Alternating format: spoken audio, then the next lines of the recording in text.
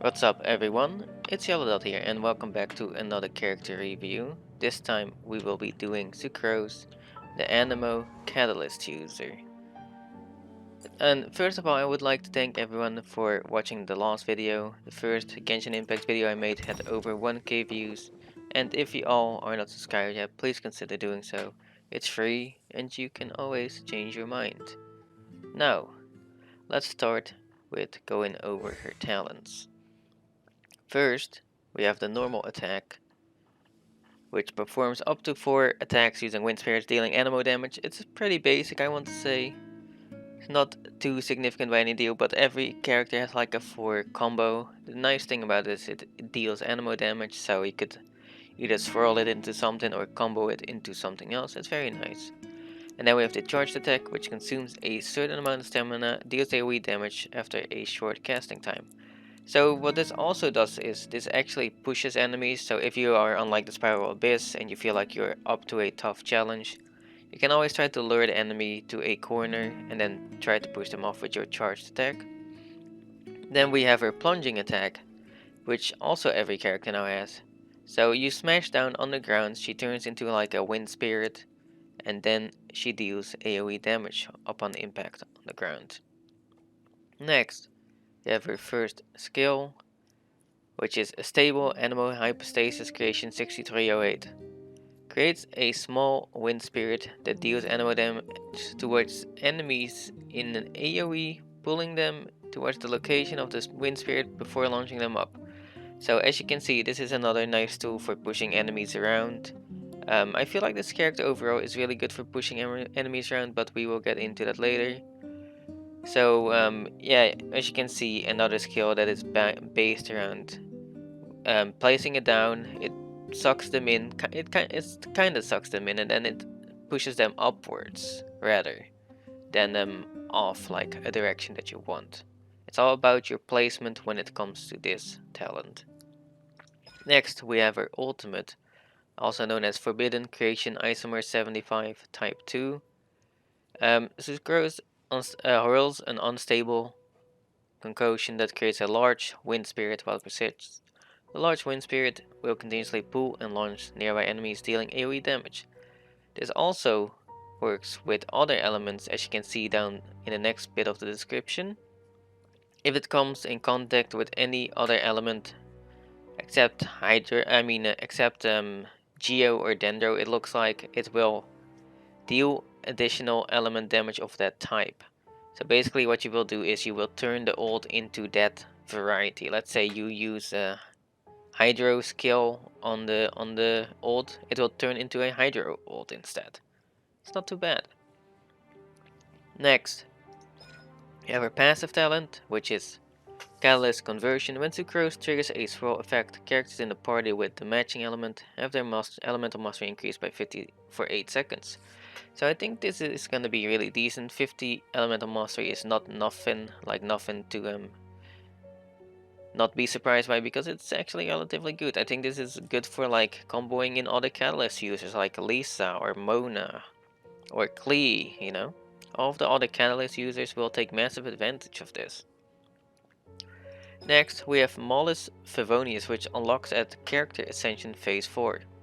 When a stable creation, Anemo Hypostasis Creation 6308 or Forbidden Creation Isomer 75 Type 2 hit an enemy, increases the other party member's elemental mastery by 20 based on 20% of Sucrose's elemental mastery for 8 seconds.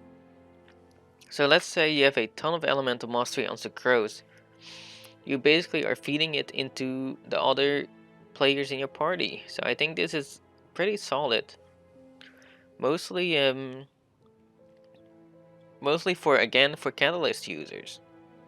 So if you can actually use Sucrose as a support, I think. Maybe they wanted to go with her that way anyway. Maybe that was intended. And then we have the passive talent, which is a stable invention. When Sucrose crafts character and weapon enhancement materials, she has a 10% to obtain double the product. I think this is pretty solid. Just general things like these talents, the passive talents that increase character enhancement materials, weapon enhancement materials, and double it, is really good. I'm a big fan of this personally. Alright, now let's move on. Alright, now that we have read the skills, let's see what they do. Let's try taking out this camp with SUCROSE. First, when I auto attack, you see there was fire on the guy and it immediately swirls him. Now, I'm gonna use my E, it pushes them in and then pulls them up. If I hold click, the charged attack pushes them back. Now I have my ultimate, so let's try that out too. It places down a big animal hypostasis, it pulls them in, and it turned into a fire ultimate because there was a hilichurl with a fire weapon in there. And so, that whole camp was cleared by SUCROSE herself. I think she's a very solid attacker as well as comboer.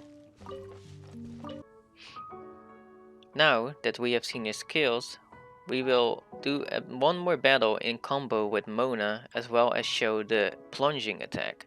So let's get started. We're gonna fight these shamans.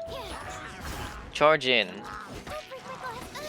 Use my E, swap to Mona, use her E, and then we're gonna swap back and just create a swirl fast. As you can see, it deals quite a bit of damage. And also, as you can see, the final attack of SUCROSE's combo actually pushes the enemies as well. So she has a lot of tools to just push enemies around and do as she pleases with them. Now we have previewed all of her talents. Now that we have done that, let's go ahead and look at her constellations. First, we have a stable animal hypostasis creating 6308 gains 1 additional charge. So I think this is really good. So your E gets another charge. So you can basically launch enemies twice in a row or just spread it out for having crowd control in like multiple areas. So I think this is a really solid first constellation. Next we have Beth Unbound Form. The duration of Forbidden Creation type isomer 75/type 2 is increased by 2 seconds. So your ultimate lasts 2 more seconds, which is really good as well. These constellations are so far no disappointment, I have to say. The fact that it lasts longer means you can combo it into multiple elements if you want, and just create and just have your ultimate be as you want for that entire duration. So if you want it to be an electro ult for that entire duration, you can combo it into Lisa and just have an electro ult for that entire duration. It's really good, I think. I think this is another really good constellation. Let's move on to Flawless Alchemistress. Increases the level of a stable animal hypostasis creation 6308 by 3. Another solid, but I think every constellation tree had this so far, where they increase a certain skill by 3 levels. I believe it is your E, usually. So let's move on to Alchemania. Every 7 and normal or charged attacks, SUCROSE will reduce the cooldown of a stable animal hypostasis creation 6308 by 1 through 7 seconds. So it's based on how much times you attack. So each attack lowers the cooldown by 1 second. Or oh wait, it says every 7. So okay, only every 7 attacks by 1 through 7. So is this RNG perhaps? But either way, I think it's really good if it just lowers the cooldown of your E, which you already have 2 charges for. So you're just gonna be able to spam it at this point. Next we have Caution Standard Flask. Increases the level of our ultimate by 3. Another solid. Again, 3 levels increase. I think it's always 3 and 5 constellation that increases it by 3 levels. Next we have Chaotic Entropy. With Forbidden Creation Isomer 75 Type 2 triggers an elemental absorption. All party members gain a 20% elemental damage bonus for the corresponding absorbed element during its duration. So this is really solid, I think. If you don't run into any other enemies, like the fire hilichurl as we just did and it turns into fire, that would be pretty bad. But if you can have control over what you do, let's say you place it down, it's Anemo, you chain into Mona, you use a water attack on it, a hydro attack, and then you have an hydro ultimate, so all your hydro damage just gets massively increased on Mona because of that. So I feel like SUCROSE really is meant to be kind of a support character as well. But that was it for the constellations. Next, we will have a look at her Ascension Materials. Looks like it will be the Vayuda Turquoise fragments, which is dropped by the Anima Hypostasis, which will start in Turquoise Slivers, which are also dropped by the Animo Hypostasis. Same goes for these. These will start with 1, I believe. Hurricane Seed also dropped from Animo Hypostasis level 30, as you can see, which is the first one. Then we have the Windwheel Asters, which is very common at statues of the 7th, especially the one in Windrise. I suggest going there if you need any, or in Storm Terrace Lair. They are very, very common.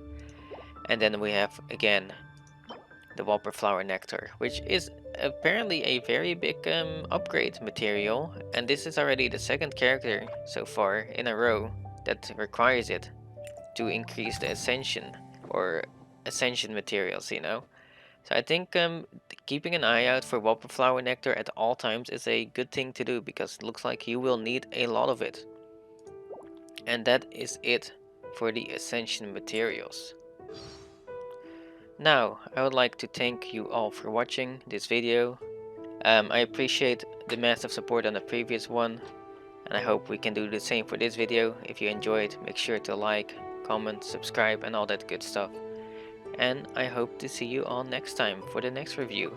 Overall, I would say I think SUCROSE is a 8 out of 10 for a 4-star character. I think she is extremely good, and that she will be easier to pull dupes on, or even singular pulls, for unlike like Mona as example, because she's a 5-star.